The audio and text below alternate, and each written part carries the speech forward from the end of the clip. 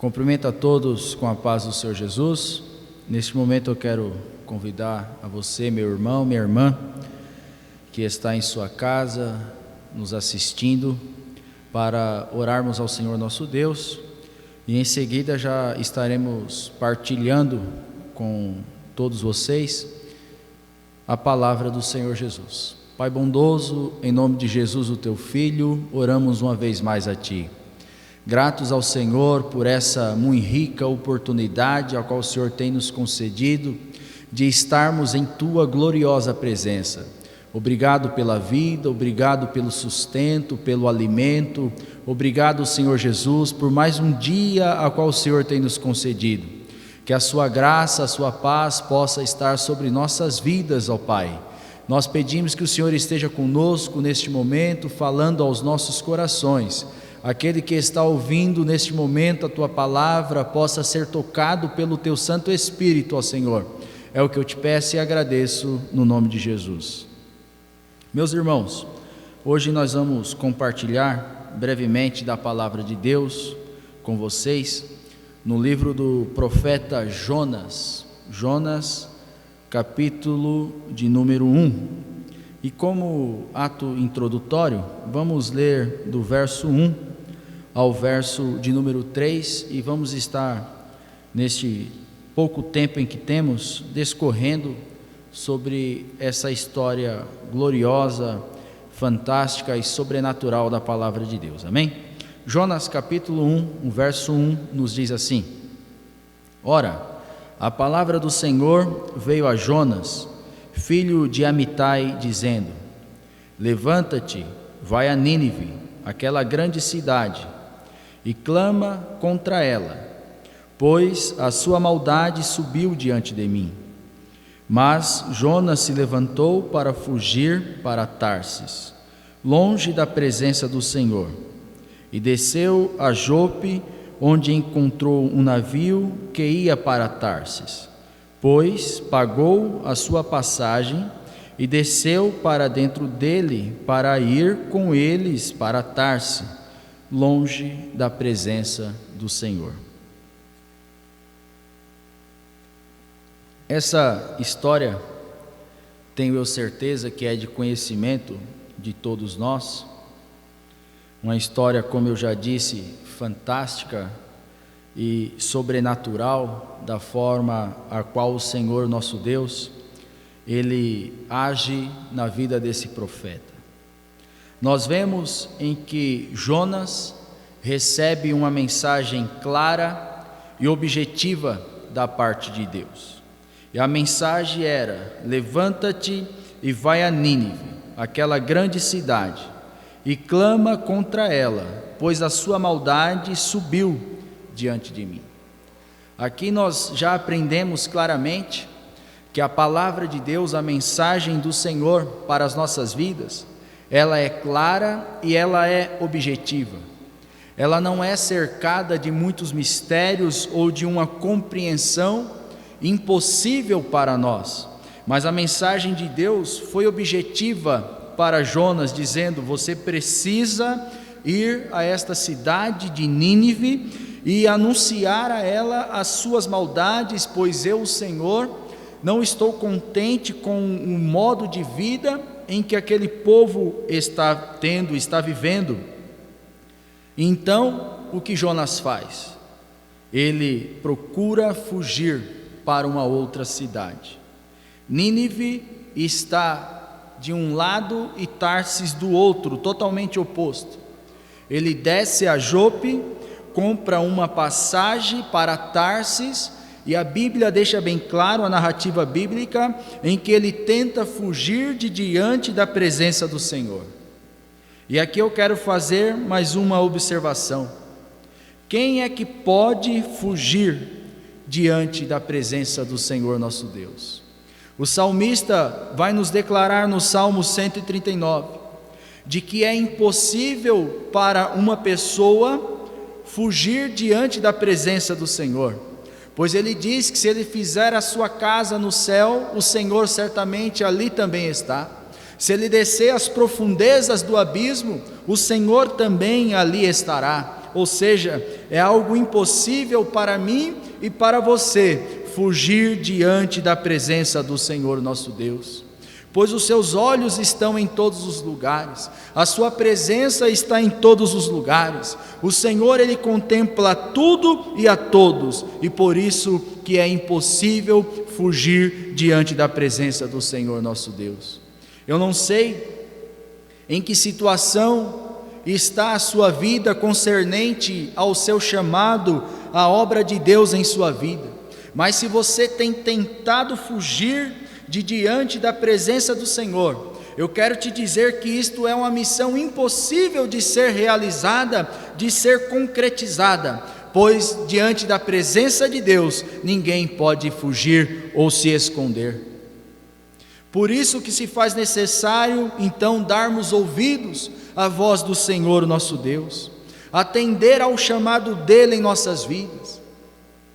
Hoje nós vivemos uma escassez de obreiros fiéis na obra do Senhor, de irmãs que trabalhem com dedicação na obra do Senhor, porque muitos têm chamado, têm vocação, o Senhor já tem falado ao seu coração, mas você está fugindo diante da presença do Senhor. Mas eu quero te dizer que isto é impossível. Você vai lutar, vai labutar e somente vai se cansar, porque ninguém pode escapar diante da presença do Senhor.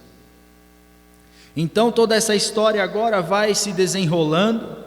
A Bíblia diz que vem uma grande tempestade.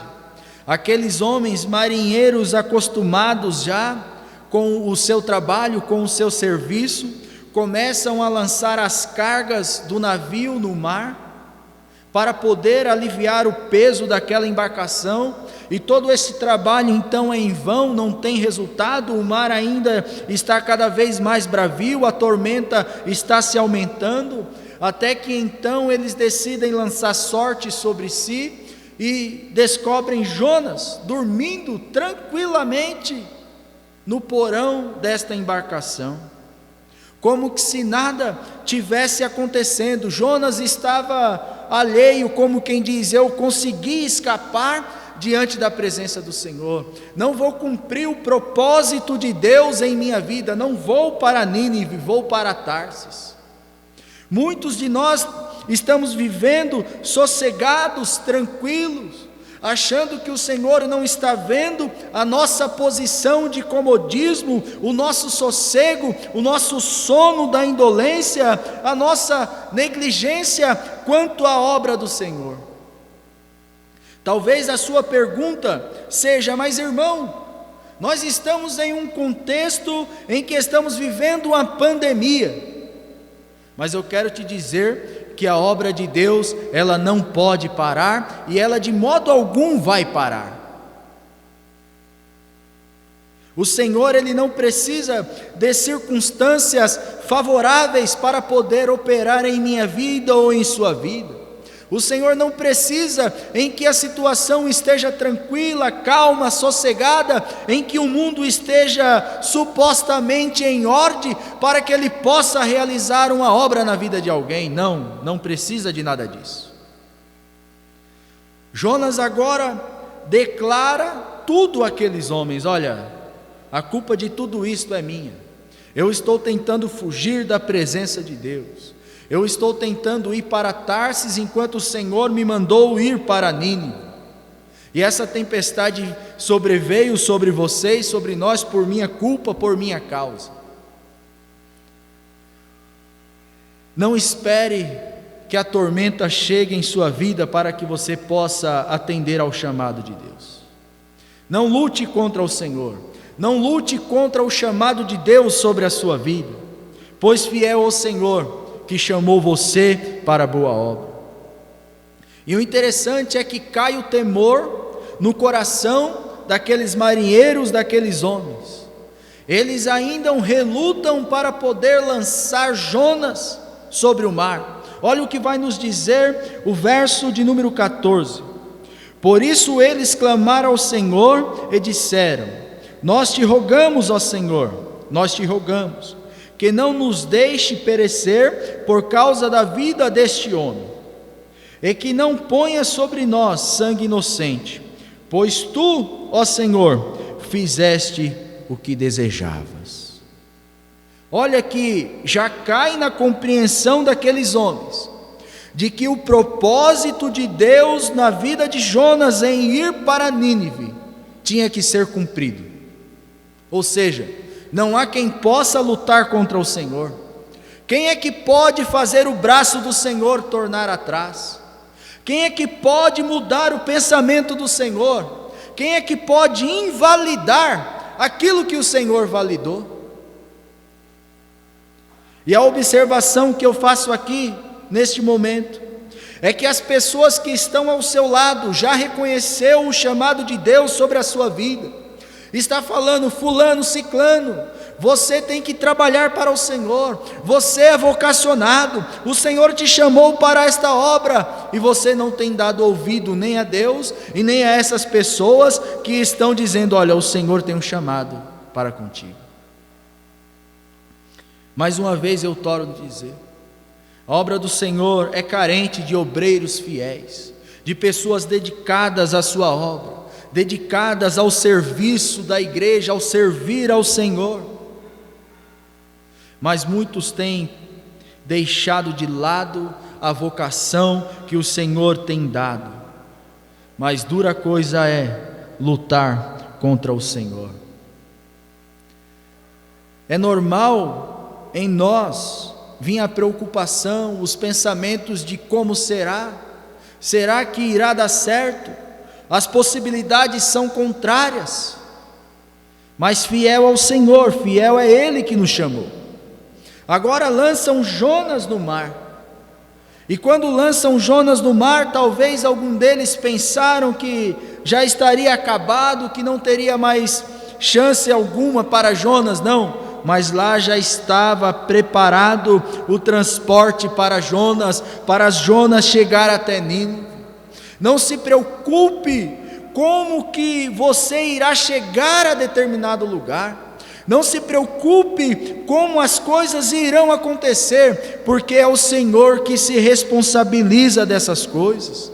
Se o Senhor tem falado para você ir a determinado lugar, tenha certeza que Ele vai preparar os meios e as condições. Jonas certamente não esperava esse transporte, ser transportado por um grande peixe. Mas o nosso Deus, Ele é um Deus em que age em meio às possibilidades adversas em nossas vidas. Não se preocupe de que forma se dará, mas o que eu tenho que ter na minha mente, você tem que ter na sua mente, é que o Senhor irá se responsabilizar por tudo. E agora nós vemos no capítulo de número 2, toda a trajetória de Jonas no ventre daquele grande peixe, a sua oração, ele se humilha, ele reconhece. Ele então é lançado na praia e agora ele entra na cidade proclamando as suas maldades. Uma observação interessante e curiosa é que no livro de Jonas há apenas uma profecia. E a profecia está no capítulo 3, no verso 3, que diz assim: então Jonas se levantou e foi a Nínive, segundo a palavra do Senhor. Ora, Nínive era uma cidade muito grande, de 3 dias do Jordão. Versículo 4, melhor dizendo: e Jonas começou a entrar pela cidade, jornada de 1 dia, e clamava dizendo: ainda 40 dias e Nínive será destruída. Esta é a única profecia que encontramos no livro do profeta Jonas. Note que a profecia, para ser algo de Deus, não precisa ser algo extenso, não. A profecia é somente uma frase: ora, Nínive em 40 dias será destruída.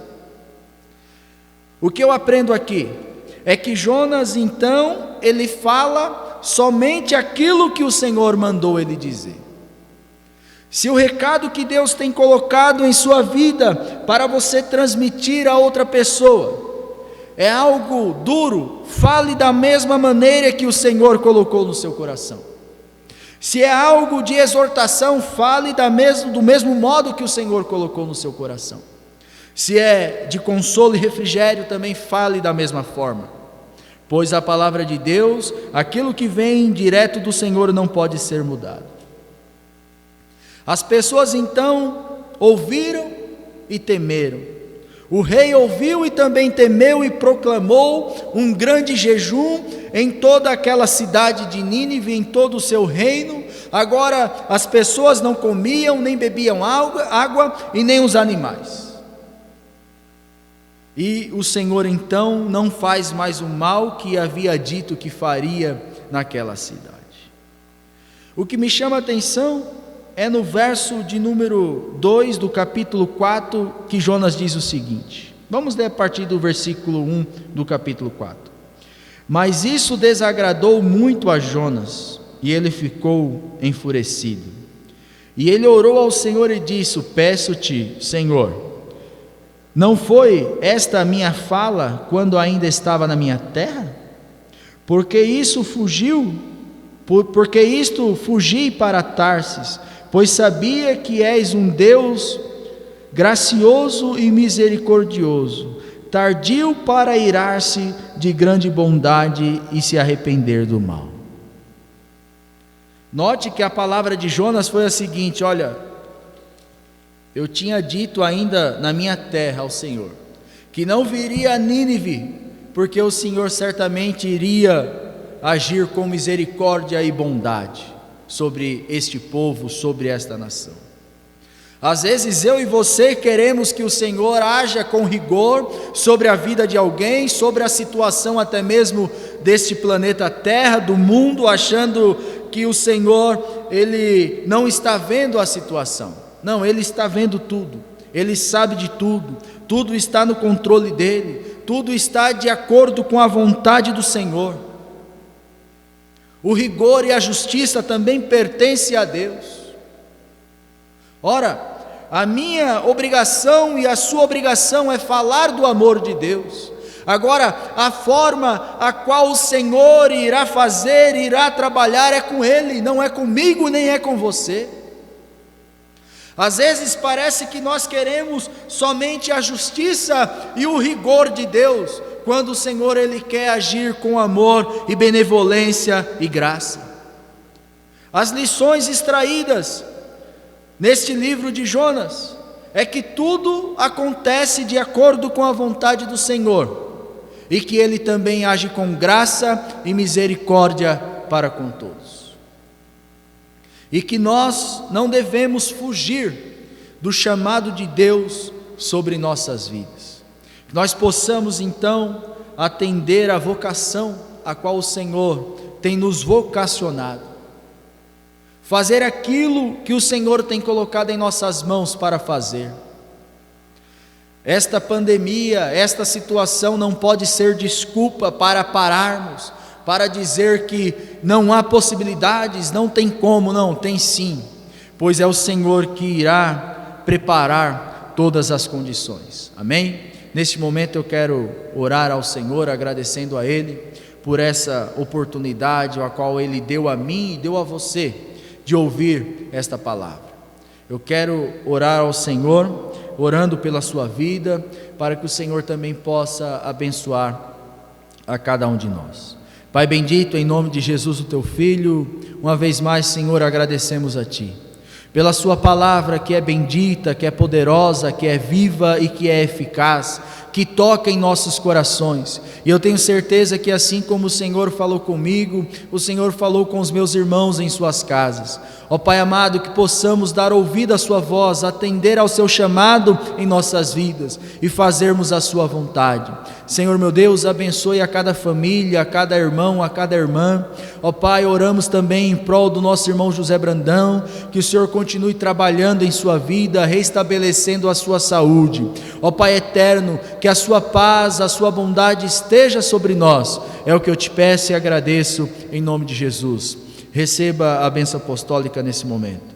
Que o grande amor de Deus, a graça de nosso Senhor e Salvador Jesus Cristo, a comunhão e doces consolações do Espírito Santo estejam conosco hoje e para todo sempre. Amém.